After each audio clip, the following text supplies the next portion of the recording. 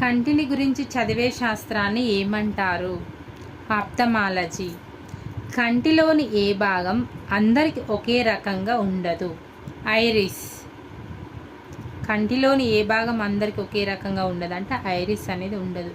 కంటిలోని గ్రంథులను ఏమంటారు? అశ్రు గ్రంథులు అంటారు. ఇవి కన్ను తేమగా ఉంచడానికి ఉపయోగపడతాయి. కంటి ముందు భాగాన్ని రక్షించే పొర ఏది? కంటి పొర.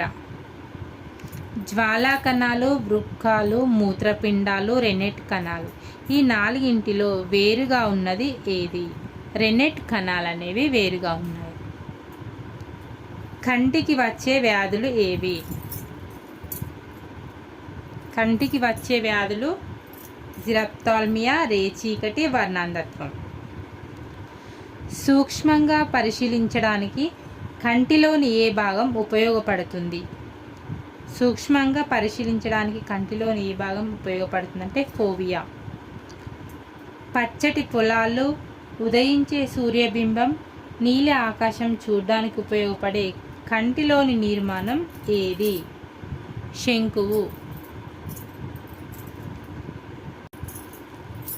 అతి తక్కువ కాంతిలో వస్తువులను చూడగలిగిన శక్తి కంటిలోని ఏ భాగం ఏది? కంటిలోని భాగం ఏది?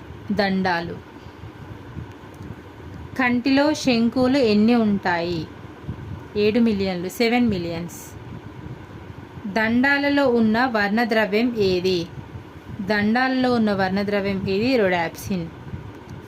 అయోడాప్సిన్ విధి ఏమిటి?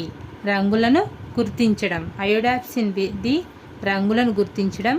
నీలం, ఎరుపు, పసుపు వచ్చే రంగులే కాకుండా వాటిలో ఏర్పడే రంగులను కూడా గుర్తించగలగడం.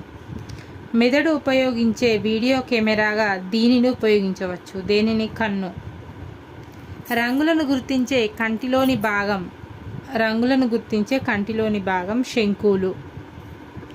కంటి నిర్మాణంలో మూడో భాగాన్ని ఏమంటారు? కంటి నిర్మాణంలో మూడో భాగాన్ని నేత్రపటలం అంటారు. Please like and subscribe.